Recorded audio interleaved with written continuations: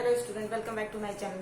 तो जैसा कि आपको उस दिन डाई कार्ड के बारे में बताया गया था। डाई कार्ड अगर एम्ब्रियो में देखा जाए तो क्या हुआ था, उसके दो पंख बने थे। दो पंख बना था ना, ध्यान से समझिएगा। ये क्या था, ये पर डाई कार्ड एम्ब्रियो था, ठीक है ना। तो डाई कार्ड एम्ब्रियो में क्या हो रहा था, ये जो है इसका पूरा हिस्सा ये एम्ब्रियोनल एक्सेस था। ये वाला ऊपर वाला तो क्या था आपका, ऊपर वाला देखा जाता कोटिलेडन्स था। कोटिलेडन्स में डाइकॉट क्या कर रहा था, एंडोस्पर्म खा खा के अपने अंदर भोजन को रख रहा था। आज हम पढ़ेंगे मोनोकाट, ठीक है ना। वो डाइकाट आपका खत्म हो गया, अब हम पढ़ेंगे monocot structure. Monocot embryo, monocot embryo कैसा होता है उसको थोड़ा सा ध्यान से देखा जाए। तो मोनोकाट एम्ब्रियो में देखने के लिए सबसे पहले देखा जाएगा कि इसका बीच का क्या है। ये इसका बीच का हिस्सा जो है इसे हम एम्ब्रियोनल एक्सेस कहेंगे। एम्ब्रियोनल आपका क्या है, एक्सिस है। अब देखिए ऊपर वाला क्या है, ऊपर वाला आपका प्लूमूल है, ठीक है। और नीचे वाला आपका क्या है, नीचे वाला आपका रेडिकल है। रेडिकल से आपका क्या निकलेगा, रूट निकलेगा। अब प्लूमूल से आपका क्या निकलेगा, सूट निकलेगा। प्लूमूल से क्या निकलेगा, सूट निकलेगा, ठीक है ना। आने वाले समय में क्या होगा, इसी प्लूमूल से तना पत्ती सब निकलेंगे, इससे क्या निकलेगा, रूट निकलेगा। रूट के पास एक और स्ट्रक्चर होता है जिसे रूट कैप कहा जाता है, ठीक है ना। इसे रूट कैप का होना जरूरी है। अगर रूट कैप नहीं रहेगा तो पौधा की जड़ें कितनी भी मजबूत हो, वो उसके पास अगर हेयर सही तरीके से नहीं रहेगा तो प्रॉपर रूप से वो जल का ऑब्जर्प्शन नहीं कर पाएगा। इसलिए वहां पे देखा जाए तो रूट हेयर का रहना जरूरी है। उस रूट हेयर के ऊपर क्या रहना जरूरी है, आपका रूट कैप। अब ध्यान से देखिएगा, जैसा कि आपको डाइकॉट एम्ब्रियो के बारे में बताया गया था, उसके दो कोटिलेडन्स था। दोनों कोटिलेडन्स में क्या कर रहा था, भोजन को खा खा के इकट्ठा कर रहा था। दो पंख थे, यहाँ भी सारा एंडोस्पर्म इकट्ठा कर रहा था और इस वाले में इकट्ठा कर रहा था। लेकिन मोनोकाट अगर एम्ब्रियो में अगर देखा है तो इसके पास केवल एक ही पंख है। यहाँ पे अगर देखा जाए तो इसके पास केवल एक ही पंख है। इस पंख को हम कहते हैं इसको टेलम। इस पंख को हम क्या कहेंगे, इसको टेलम। इसको टेलम कहा जाएगा, ठीक है। एक ही पंख है।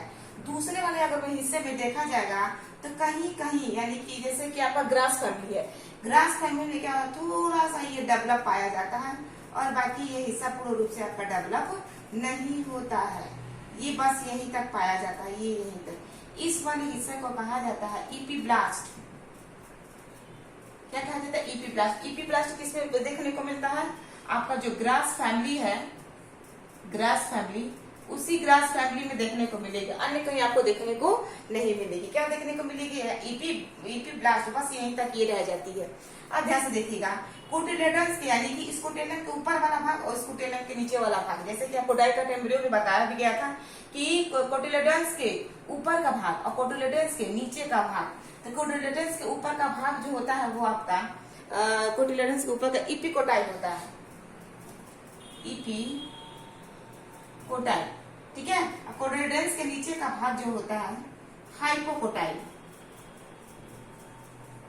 ठीक है ना। ये इपिकोटाइल हो गया और ये आपका हाइपोकोटाइल हो गया। ये क्या कहता है, इसको टेलम, यानी कि अगर देखा है तो इसके पास एक ही पंख है। जाहिर सी बात, इसके पास एक पंख है तो कितना खाना खाएगा, इतना सारा खाना खाएगा, सब एक ही पंख में इकट्ठा होगा। बाकी तो इसके पास भोजन तो बचेगा ना। जाहिर सी बात, इसके पास भोजन क्या करता है, बचता है। तो ये अपना सारा भोजन एंडोस्पर्म में इकट्ठा कर लेता है। ये जो इसके पास एक और पंख बन जाती है, इसे कहा जाएगा एंडोस्पर्म, यानी कि और भोजन यहाँ पे क्या कर लेगा, ये इकट्ठा कर लेगा। कौन इकट्ठा कर लेगा, आपका मोनोकाट एम्ब्रियो। यानी कि कभी कभी क्या होता है, जब यहाँ से सूट और यहाँ से जब रूट निकलता है तो इसको सबसे ज्यादा एनर्जी की आवश्यकता होती है। तो एनर्जी की आवश्यकता होगी यानी कि इसको भरपूर मात्रा में खाना चाहिए, तभी तो ऊपर से सूट निकलेगा और नीचे से आपका रूट निकलेगा। तो ये सारा खाना दे देता है इसको टेलम, ये सूट को भी खाना दे देता है और आपके रूट को भी खाना देता है। इसके पास एक और खाना बच जाता है तो अपना सारा खाना कहाँ इकट्ठा कर लेता है, अपने एंडोस्पर्म के अंदर। यानी कि जब इसे खाने की जरूरत पड़ेगी, यानी कि इसको बढ़ने के लिए जरूरत पड़ती है तो खाना चाहिए, तो खाना कहाँ से जाएगा, इसी एंडोस्पर्म से सारा का सारा खाना प्लूमूल के रास्ते ऊपर जाएगा, यानी कि सूट ऊपर से निकलेगा और नीचे से आपका क्या निकलेगा, रूट निकलेगा। एक और चीज इसमें याद रखिएगा, ये प्लूमूल के भी ऊपर कुछ प्रोटेक्शन लेयर होते हैं और रेडिकल के नीचे भी आपके क्या होते हैं, कुछ प्रोटेक्शन लेयर होते हैं। तो प्लूमूल के ऊपर का प्रोटेक्शन लेयर को कहा जाता है कोलियोप्टाइल।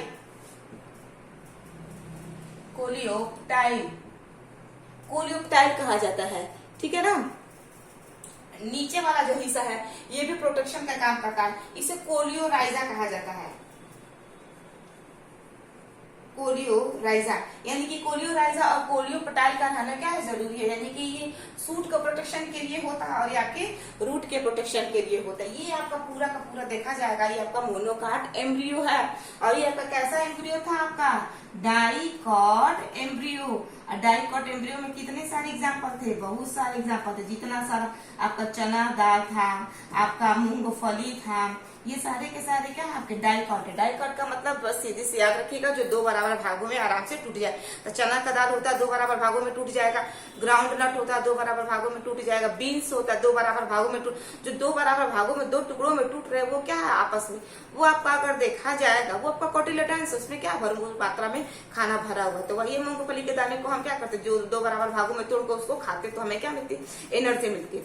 सीधी सीधी बात है कि डाइकॉट एम्ब्रियो जो होता है दो बराबर भागों में अगर आपका टूट जाएगा वही आपका क्या है, कोलियोपटाइल है, कोटिलेडन्स, जिसमें भरपूर मात्रा में क्या होता है, खाना भरा रहता है। यानी कि डाइकॉट एम्ब्रियो में कितने पंख रहेंगे, दो पंख। इन्हीं दोनों पंखों में आपका खाना भरा रहेगा जिसे हम कोटिलेडन्स कहेंगे।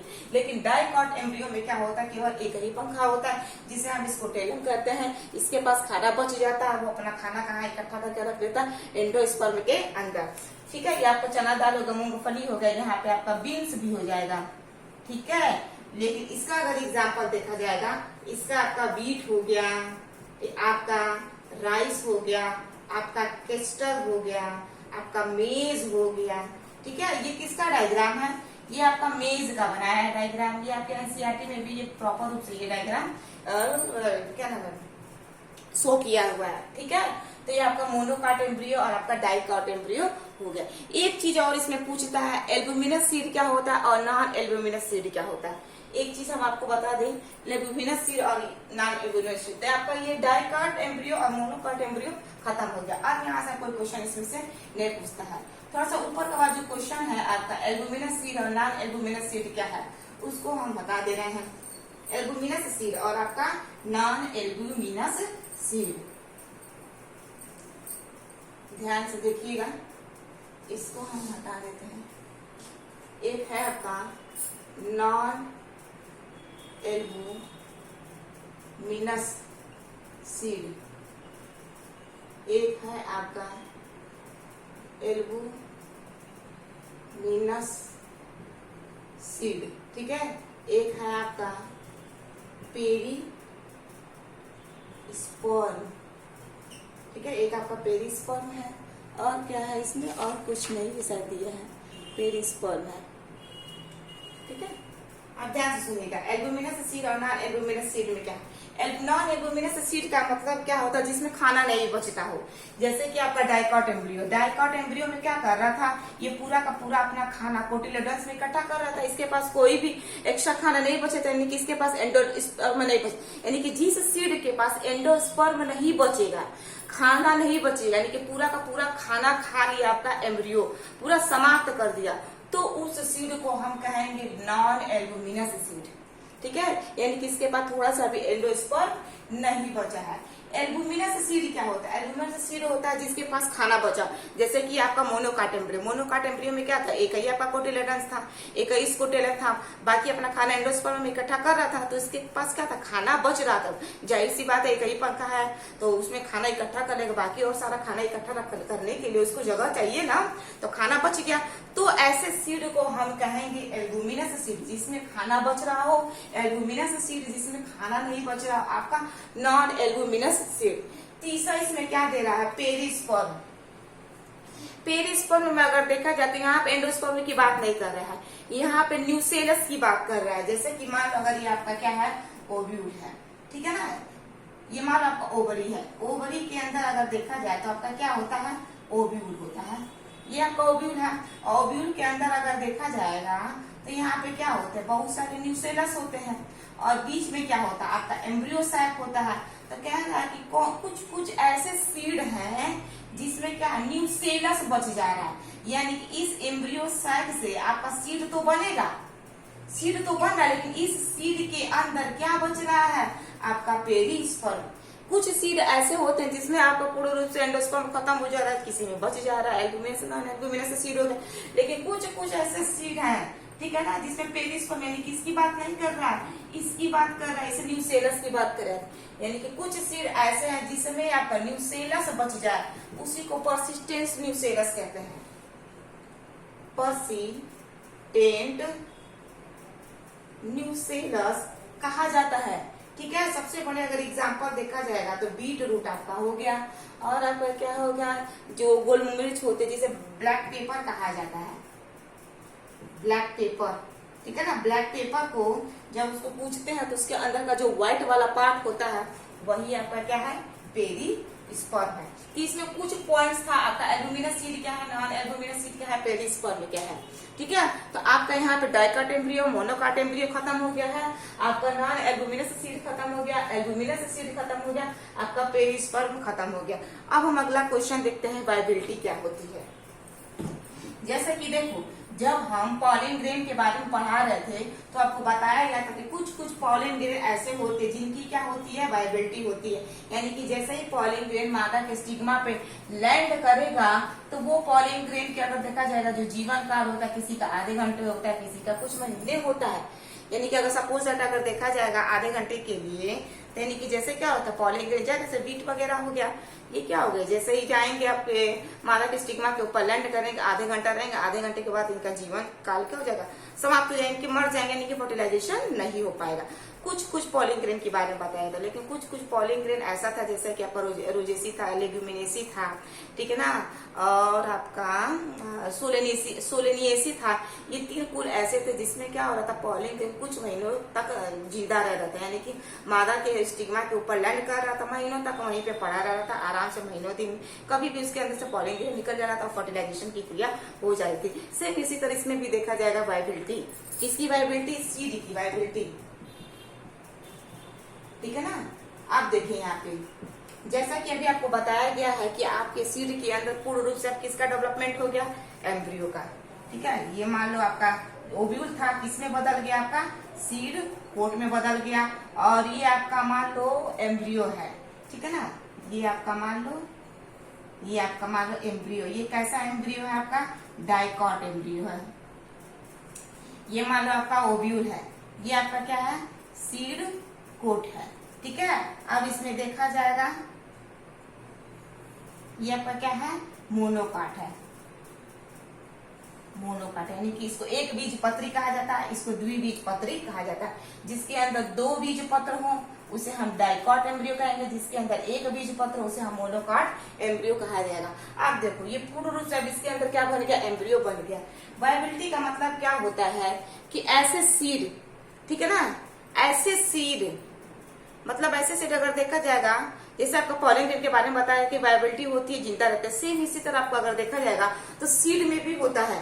सीड यानी कि कुछ स्पीसीज की बात कर रहा है, कुछ सीड ऐसे हैं अगर उनका वाइबिलिटी खत्म हो जाएगी तो उनके अंदर जो ये एम्ब्रियो है, डाइकोट एम्ब्रियो है और ये मोनोकोट एम्ब्रियो, ये मर जाएगा।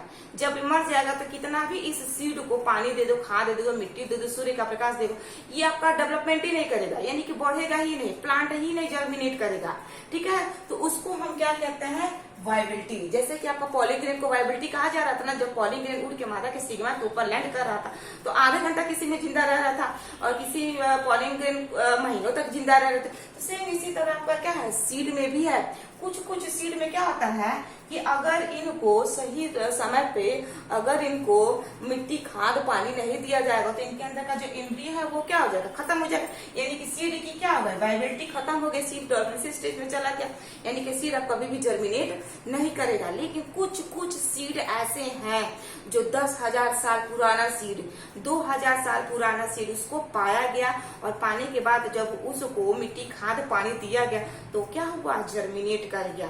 उस सीड का नाम है लुपिनस आर्किटप,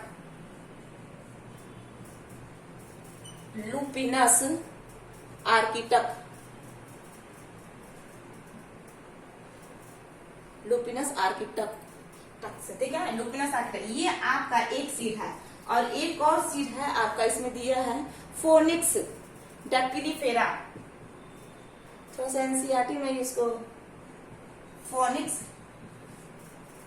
डैक्टिली फोनिक्स डैक्टिलीफेरा, ठीक है ना। ये 2 सीड है, ये क्या है आपका सीड है, ये क्या है, ये भी आपका सीड है। कुछ सीड की बात कर रहा है, कुछ सीड में अगर देखा जाए ये सीड यानी कि कितना साल पुराना था, 10,000 साल पुराना था, और ये सीड आपकी कितनी साल पुरानी थी, 2,000 साल। ये 10,000 साल पुराना और ये 2,000 साल पुराने जब सीड को निकाला गया तो ये क्या हो गया, ये सीड आपका जर्मिनेट कर गया, जर्मिनेट हो गया। ये भी सीड आपका क्या हो गया, जर्मिनेट हो गया। ध्यान से समझिएगा, ये भी जर्मिनेट हो गया और आपका ये भी जर्मिनेट हो गया, यानी कि इसके अंदर ये एम्ब्रियो जिंदा था तभी तो ये जर्मिनेट हुआ, यानी कि इसकी क्या है वाइबिलिटी काफी लंबे समय तक थी, इसलिए क्या हो गया जर्मिनेट हो गया। ये याद रखिएगा, ये जो आर्कटिक है ये आर्कटिक प्रदेशों से निकाला गया था, यानी कि बर्फ के चट्टानों के अंदर से निकाला गया, यानी कि बर्फ के अंदर से इसको निकाला गया। इस बीज को जो 10,000 साल पुराना था और उसको मिट्टी खाद पानी दिया गया और तुरंत क्या हो गया, ये ग्रो कर गया। ये एनसीईआरटी में इस लाइन को हाईलाइट करके दिया, इस चीज को हमेशा याद रखिएगा। लुपिनस आर्किटा जो आर्कटिक एरिया से महाक्षेत्र से इसको निकाला गया और उसको जर्मिनेट कराया गया तो ग्रो कर गया। दूसरा था फोनिक्स यानी कि पाइन, ठीक है, ये पाइन का पेड़ है। फोनिक्स डैक्टिलीफेरा, ये भी आपका क्या है सीड है। इसको 2,000 साल पुराना पाया गया और इसको जब जर्मिनेट कराया गया तो आराम से ये भी क्या हो गया आपका जर्मिनेट हो गया। यानी कि कह रहा है कि सीड के वाइबिलिटी खत्म होने के बाद भी अगर सीड वाइबिलिटी खत्म होने के बाद भी अगर सीड जर्मिनेट नहीं कर पाया तो इसका मतलब ये है कि एम्ब्रियो क्या हो गया आपका मर गया, ठीक है। तो जाहिर सी बात है सीड आपका वाइबिलिटी खत्म हो जाएगी, जर्मिनेट नहीं कर रहा तो इसका मतलब क्या है वो आपका एम्ब्रियो मर गया है। कुछ कुछ पौधे ऐसे होते, कुछ कुछ सीड क्या होते हैं ऐसे होते हैं, हम मार्केट से लेकर आते हैं और मार्केट से लेकर आने के बाद उसको हम जर्मिनेट कराना चाहते हैं लेकिन वो जर्मिनेट नहीं करता है, इसलिए क्योंकि उस सीड के अंदर का जो एम्ब्रियो है, जो भ्रूण है वो क्या हो गया मर गया। तो जब एम्ब्रियो मर गया है तो बताओ इसे यहाँ से ये पत्ती कैसे निकलेगी, नहीं निकलेगी, और नीचे से यहाँ से जड़ कैसे निकलेगा, नहीं निकलेगा, यानी कि पौधा अंकुरित नहीं होगा।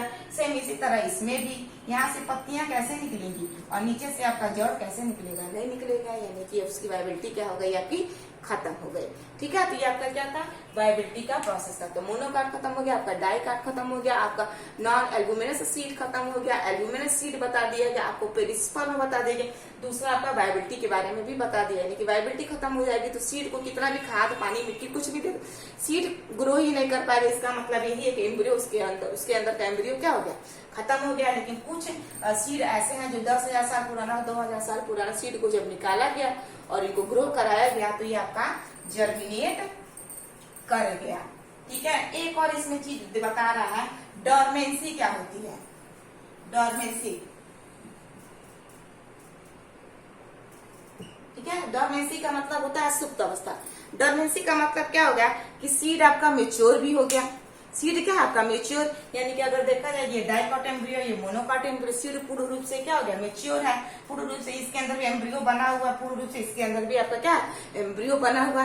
ये सीड आपका वाइबल भी है, यानी कि अगर सीड को अगर पानी खाद मिट्टी अगर दे दिया जाएगा तो तुरंत क्या हो जाएगा जर्मिनेट कर जाएगा। डोमेंसी के बारे में बता रहे, लेकिन कुछ कुछ कंडीशन ऐसा होता है कि सीड वाइबल होने के बाद भी, यानी कि सीड के अंदर का एम्ब्रियो जिंदा रहने के बाद भी सीड जर्मिनेट नहीं कर पाता है। ये भी होता है हमारे साथ, हम कुछ कुछ क्या होते हैं सीड को मिट्टी में डालते हैं और वो सही रहता है, उसके अंदर का एम्ब्रियो भी जिंदा रहता है, यानी कि अगर सीड को मिट्टी खाद पानी दिया जाए तो वो ग्रो कर जाएगा। लेकिन कुछ सीड ऐसे है कि उसके अंदर का एम्ब्रियो जिंदा है, एम्ब्रियो मरा नहीं, तो एम्ब्रियो नहीं मरा रहेगा तो सीड जर्मिनेट कर जाएगा। ये कुछ सीड की बात है, डोमेंसी स्टेज के बारे में बात कर रहा है। कुछ सीड ऐसे हैं उसके अंदर का एम्ब्रियो मरा नहीं है, वो सीड आपका वाइबल है लेकिन वो सीड जर्मिनेट नहीं कर रहा, यानी कि सीड आपका किस स्टेज में चला गया, आपका डॉर्मेंसी स्टेज में चला गया। कुछ समय बाद ये डॉर्मेंसी जब खत्म होगी तो आपका क्या होगा, एक बेबी प्लांट बनेगा। तो ये आपका जो सीड था वो सीड कहाँ चला गया, डॉर्मेंसी स्टेज में आपका सीड चला गया। जब डॉर्मेंसी स्टेज में चला जाएगा तो सीड आपका वाइबल होने के बाद भी नॉट जर्मिनेट नहीं कर पाएगा। जब वाइबल यानी जब इसकी डॉर्मेंसी खत्म होगी तब जाके ये आपका जर्मिनेट करेगा, ठीक है, जब इसकी स्टेज खत्म हो जाएगी डॉर्मेंसी की तब।